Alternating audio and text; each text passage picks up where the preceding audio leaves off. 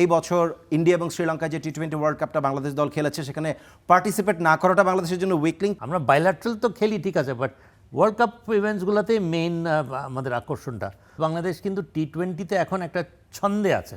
এখন আমাদের we have big six hitters, আমাদের ফাস্ট বোলার্স যারা ম্যাচ জিতছে। Last but not the least, আমার মনে হয় fielding side is a lot fitter fielding side. বেশিরভাগ সময় দেখা যায় কি আমরা যেই ক্যাপ্টেন হয় তার উপরে আমরা এত বেশি এক্সপেক্ট করি যে ক্যাপ্টেনেরই কিন্তু মেন রোল যেটা as a batter or as a bowler যাই হোক না কেন, দে ডোন্ট ডেলিভার। কেমন আছেন ইশতিয়াক ভাই? ভালো, ধন্যবাদ। All good. অ্যাবসলিউটলি। বাংলাদেশ দল তো ফাইনালি নিউজিল্যান্ডের বিপক্ষে 2-1 ওয়ানডে সিরিজটা জিতেছে। আগামীকাল চট্টগ্রামের টি-20 সিরিজ 146 দিন পর টি-20 খেলতে নামছে বাংলাদেশ। কারণ আগের এই বছরের যে টি-20 ওয়ার্ল্ড কাপটা ছিল সেটা বাংলাদেশ দল খেলতে যায় নাই। এত লম্বা বিরতির পরে নিউজিল্যান্ডের বিপক্ষে এই সিরিজটা বাংলাদেশের জন্য গুরুত্বপূর্ণ তো বটেই, এবং 2028 টি-20 বিশ্বকাপের প্রস্তুতি এখান থেকে শুরু হবে। লিটন দাস এমনটাই বলেছেন, বাংলাদেশ দলের ক্যাপ্টেন। আপনি এই সিরিজে প্রথম টি-20তে বাংলাদেশ দলের অ্যাপ্রোচ কেমন হওয়া উচিত সেটা কি মনে করেন আসলে? ধন্যবাদ। না, একটা তো হচ্ছে যে একটা উইনিং মোমেন্টাম নিয়ে খেলবে, যেহেতু ওয়ানডে সিরিজটা জিতেছে, পরপর 2টা ম্যাচ জিতেছে, এবং ইদানিংকালে আমার মনে হয় বাংলাদেশের টি-20 পারফরমেন্সেস কিন্তু অনেক অনেক বেটার হয়েছে আগের দিনগুলোর থেকে। এখন আমাদের we have big six hitters, আমাদের ফাস্ট বোলার্স যারা ম্যাচ জিতছে, এবং কিছু কিছু প্লেয়ার আমার মনে হয় কিছু প্লেয়ারের আবির্ভাব হয়েছে।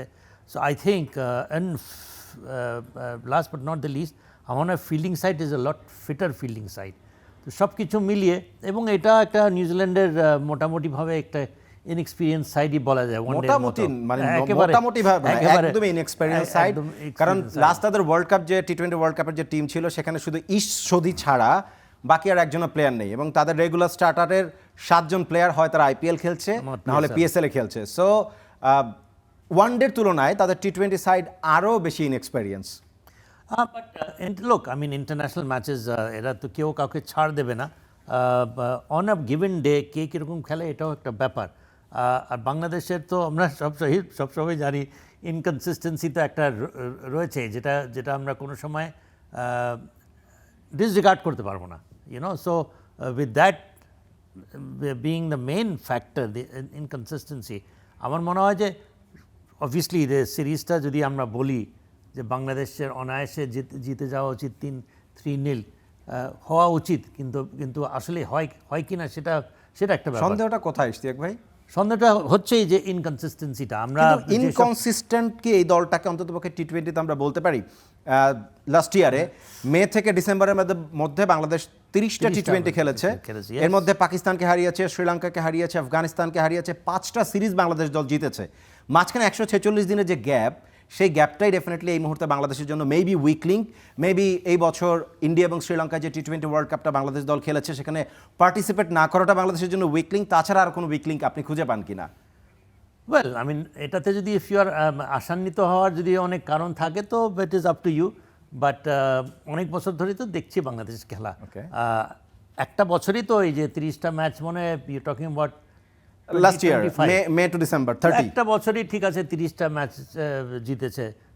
আমি কনসিস্টেন্ট বলবো কখন? একটা দল যখন 2-3 বছর পর পর জিতছে এবং যে কোনো দলকে হারাচ্ছে, সেটা যে কোনো জায়গায় গিয়ে খেলে তারা জিতছে, ইম্পর্টেন্ট মেইন প্লেয়ার্সগুলো সবসময় পারফর্ম করছে, আমরা তো তা দেখে অভ্যস্ত নই, রাইট? বাট অবভিয়াসলি আমরা চাইবো মনে প্রাণে যে বাংলাদেশ যেন জেতে, এবং তাদের মধ্যে যে সেই কোয়ালিটি প্লেয়ার্স নাই, এবং তারা কিন্তু যে কোনো দলকে যে কোনো সময় কিন্তু আবার হারাতেও পারে। That also we know. আমরা এটাও জানি ইউএই, ইউএসএ, নেপাল এইসব দলের সাথে হারার মতো টিম বাংলাদেশ, কিন্তু আবার বিগ টিমসদেরকেও তারা given day they can beat. কোন হিসেবে ইশতিয়াক ভাই বাংলাদেশ দল অস্ট্রেলিয়াকে হারাতে পারবে? বাংলাদেশ দল কি ইন্ডিয়াকে হারাতে পারবে?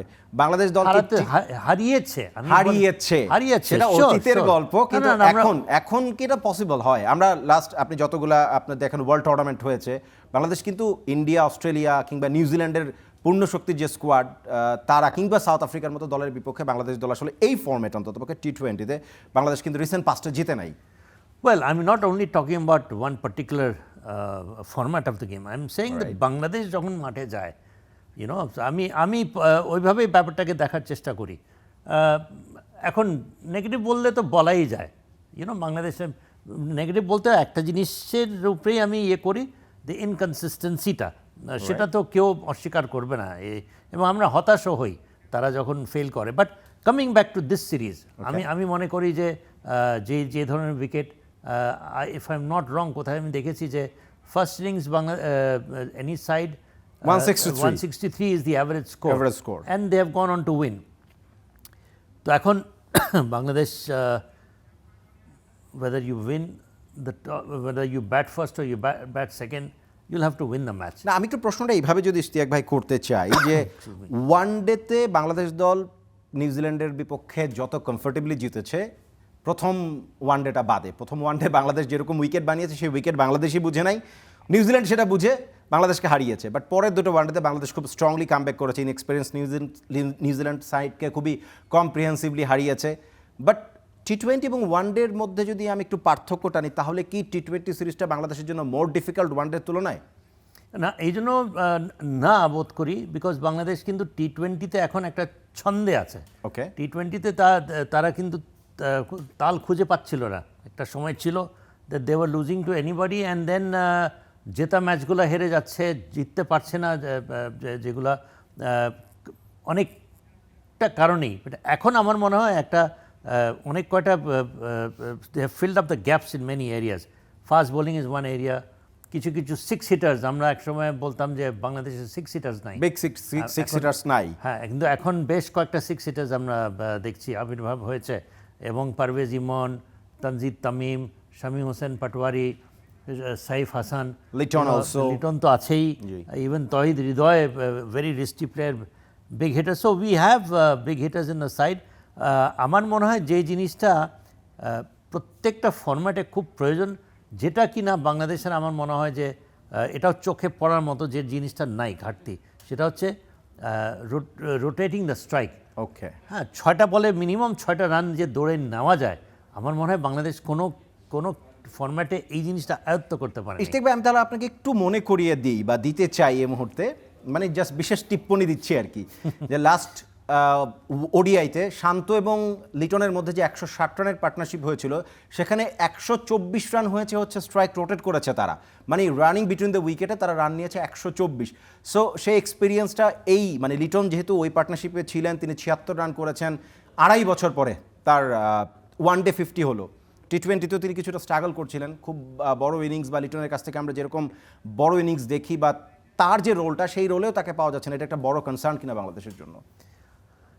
ওয়েল, লিটন দাসকে পুরোপুরিভাবে ফর্মে আসতে হবে। এই একটা প্লেয়ার যেদিন ফর্মে থাকে, is a different calibre player, different লেভেলের প্লেয়ার হয়ে যায়, so it is very important. আর যেহেতু সে নেতৃত্ব করছে দলকে, একটা হচ্ছে ব্যাপার যে ফর্মে এসছে, ওয়ান ডে হোক, সেটা বুঝলাম যে 2 বছর 2.5 বছর পরে হোক, হি ইজ বেশ কয়েকটা সে 46 আউট হয়ে গিয়েছিলেন, কনসিস্টেন্ট, মোটামুটি রিসেন্ট পাস্টে সে কনসিস্টেন্ট, যে জিনিসটা আমি বলছি যেটা আমাদের প্লেয়ারদের মধ্যে খুব একটা নাই। সো লেটস হোপ যে সে ইভেন এই টি-20তে সে যেন স্কোর করে, তার স্কোর করাটা খুব প্রয়োজন, বিকজ একটা হচ্ছে যে when he scores, run rate, strike rate, এটা মোটামুটিভাবে নিয়ন্ত্রণে থাকে। আরেকটা হচ্ছে হি ইজ আ ক্যাপ্টেন। বেশিরভাগ সময় দেখা যায় কি, আমরা যেই ক্যাপ্টেন হয় তার উপরে আমরা এত বেশি এক্সপেক্ট করি যে ক্যাপ্টেনেরই কিন্তু মেন রোল, যেটা as a batter or as a bowler যাই হোক না কেন, they don't deliver. So let us hope for once এই ক্যাপ্টেন্সির প্রেশারটা যেন খেলার মধ্যে যেন প্রভাব না পড়ে, যাতে করে your performance is always there, so that is the main concern. আমরা সবসময় দেখেছি, অ্যান্ড আই হোপ দ্যাট লিটনের যে ফর্মটা আমরা দেখতে পাচ্ছি, অ্যান্ড অলসো একটা দে আর ইন আ উইনিং মোড টি-20তে। অনেক দিন পর বাংলাদেশকে আমরা দেখছি যে এরকম পাকিস্তানকে হারিয়েছে, আফগানিস্তানের মতো টিমকে হারিয়েছে, শ্রীলঙ্কার মতো টিম, এইগুলো 4টে কথা না, কিন্তু দিজ আর অল গ্রেট টি-20 সাইডস। সো সেখানে বাংলাদেশ আমার মনে হয় যে they should very easily beat New Zealand, মানে খুব সহজে হারিয়ে দিবে। আচ্ছা, উচিত আপনি বলছেন না যে হারিয়ে দিবে, বাট উচিত। ইশতিয়াক ভাই, এই দলটাতে লিটন দাস ডেফিনেটলি আছেন, তানজিদ তামিম তিনি ভালো ফর্মে আছেন, ওয়ানডেতেও একটা ম্যাচে তিনি রান করেছেন। ওভারঅল তানজিদ তামিম, সাইফ হাসান অবশ্য ওয়ানডেতে একটা ম্যাচে কিছু রান করেছেন, বাকি দুটো ম্যাচ আমরা সাইফকে আসলে সাইফের মতন করে পাই নাই। সাইফ বড় শট খেলেন, আপনি বলেছেন সাইফ এবং তার সাথে তানজিদ তামিম। দেন নাম্বার 3-তে আমি লিটনকে যদি চিন্তা করি, নাম্বার 4 আমি পারভেজ হোসেন ইমনকে নাম্বার 4-এ, বিপিএল আমরা দেখেছি নাম্বার 4-এ সিলেটের হয়ে কিন্তু নাম্বার 4-এ পারভেজ ইমন রান করেছেন, ম্যাচ উইনিং নক খেলেছেন এবং বেশ ইম্প্যাক্টফুল ছিলেন। পারভেজ ইমনকে কি আপনি টপ অফ দি অর্ডারে দেখতে চান নাকি নাম্বার 4-এ he is fine? Interesting question, because সে যে ধরনের অ্যাটাকিং ক্রিকেট খেলে with the pace, with the new ball, যেখানে তাকে আমরা রান করতে দেখেছি, he is A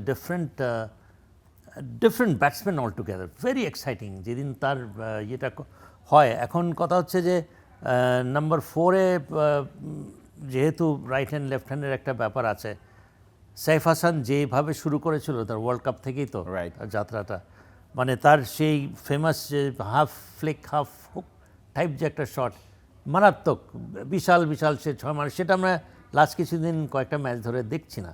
C again সেই ইনকনসিস্টেন্সি রোগ তাকেও পেয়েছে। আচ্ছা ইস্তেক ভাই, এই যে ইনকনসিস্টেন্ট হওয়া বা ধারাবাহিকভাবে পারফর্ম করতে না পারা, এটা কেন হয়? আমরা যদি অন্যান্য দলের প্লেয়ারদেরকে দেখি, সাইফ বা তামিম কিংবা ইমনদের মানে একই সময় শুরু করায় অস্ট্রেলিয়া, ইন্ডিয়া, নিউজিল্যান্ডের প্লেয়াররা কিন্তু খুব কনসিস্টেন্ট পারফর্ম করে যায়, আমরা কেন পারি না? আর আমার কাছে যে কারণটা আমি যদি দেই, এক একজনের এক একটা এক্সপ্লেনেশন থাকতে পারে।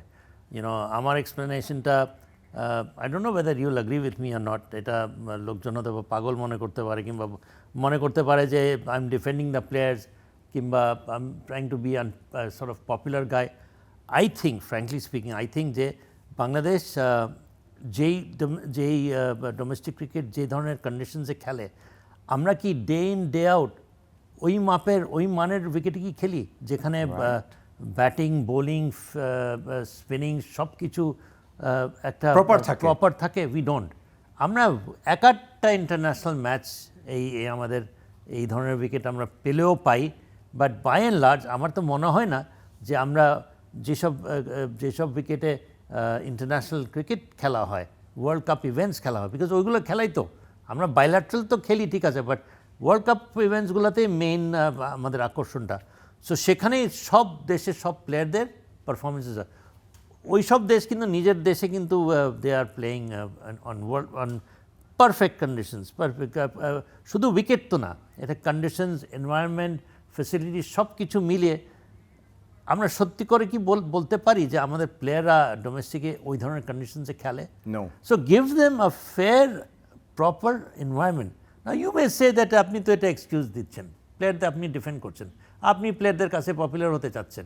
You know, if you want to say that you can say that, you can say anything you feel like. But আমি মনে করি যে এইটা we have to be fair to the cricketers. You are performing, আমরা কাদের সাথে খেলছি? আমরা ওয়ার্ল্ডের বেস্ট প্লেয়ারদের সাথে খেলছি, যারা পাকাপোক্ত হয়ে এসছে, একদম সিজনড হয়ে এসে তারা খেলতে নামে, অ্যান্ড তারা খেলছে কি তাদের মতো কন্ডিশনসে খেলছে। See it's absolutely no excuse, frankly speaking. আমরা unless and until we give them this, এই ধরনের কন্ডিশন যদি দেই আমরা, এবং কেবলমাত্র কি ঢাকায় দিলেই হবে? আমাদেরকে সব জায়গায় দিতে হবে, এবং গ্রাসরুট লেভেল থেকেও আমাদেরকে প্রিপেয়ার করতে হবে ওই ধরনের। Then after 5-10 years you will see যে আমরা টেক্কা দিচ্ছি সব দলকে। ইশতিয়াক ভাই, আরেকটা প্রশ্ন করতে চাই যে আমরা স্ট্রাগলটা ডেফিনেটলি আমাদের টপ অর্ডারে সাইফ কিংবা তামিম বা পারভেজ ইমন, লিটন, তারা পারফর্মটা করে, বাট মিডল অর্ডার এবং লোয়ার ডাউন অর্ডার, যেটাকে very important finisher role, number 6-7 Towhid Hridoy খুব ভালো টাচে নাই, একদমই ভালো টাচে নাই, শামীম হোসেন পাটোয়ারি, মেহেদি হাসান, তারা নাম্বার 6-7 পজিশনটাকে সেভাবে কাজে লাগাতে পারছে না। আপনি যদি একটু ফক্সক্রফটের দিকে তাকান, ওয়ানডেতে দুটা ম্যাচে, প্রথম এবং শেষ ওয়ানডেতে তিনি 75 রান করেছেন, 5টা ছক্কা মেরেছেন, 7টা ছক্কা। সো এই জায়গায় আমরা কেন ওই ফিনিশার রোলটা, মানে রোলের একজনকে পারফেক্ট কাউকে খুঁজে পাই না? তহিদ হৃদয় কি খুব বেশি খারাপ ফর্মে আছে? তহিদ হৃদয় 6-7 খেলে না আসলে, তারপরে খুব ভালো টাচে তিনি নাই। ওয়ানডেতে কিন্তু ভালোই খেললো মোটামুটি ভাবে। ওয়ানডেতে লাস্ট ইনিংসে তার ইনিংস নিয়ে কিন্তু প্রচুর সমালোচনা হয়েছে, ঠিক আছে, বাট তার আগেরগুলা খেলেছে, এবং সে আয়ারল্যান্ড থেকে শুরু করে যে সব দল এসছে সব দলের সাথে মোটামুটি খেলে গেছে। যাই হোক, আমার একমাত্র তহিদ হৃদয় তো না, সবাই আছে। আর আই থিঙ্ক এটা ওপেনিংয়ের একটা, যদি আমরা ওপেনিংটা ভালো স্টার্ট দেয়, পরের ব্যাটসম্যানগুলোকে একটুখানি প্রেশার কম পড়ে, এবং যে অর্ডারের কথা আমরা বলছি সেই অর্ডারে ইভেন আমরা ট্রাই করেছিলাম আফিফ হোসেনকে অ্যাজ এ ফিনিশার। ওয়ানডেতে আমরা ট্রাই করেছি। So we need to have a player, এদের মধ্যে যদি টেকনিক বলি, টেম্পারমেন্ট বলি, খেলার ধরন যদি বলি, যদি একজন যে কিনা এই রোলে ফিট করতে পারে, to me I think it is actually Towhid Hridoy. Why? Towhid Hridoy strike rotate করতে পারে ভালো, he can go for big hits, and then সে সফট হ্যান্ডে খেলার তার ইয়ে আছে। তো সব কিছু, মানে is a very fast runner between the wickets. তো অনেক কিছু লাগে ফর আ ফিনিশার। তো যেটা আমার মনে হয় ওর ওভারঅল খেলার ধরনে, যদি if you are really looking for a finisher তো তাওহিদ হৃদয় আসলে ফিনিশার নাকি মিডল অর্ডারে খেলবে, মানে মিডল অর্ডারেই আসলে Middle বেশি order-এই ভালো। yes. ইশতিয়াক ভাই, থ্যাংক ইউ ভেরি মাচ। আজকে এই মুহূর্তে আর সময় নেই, Pleasure, নেক্সট mine. আলোচনায় ডেফিনেটলি আমরা আরেকটু বিস্তারিত কথা বলতে পারবো। Thank you very much once again. pleasure.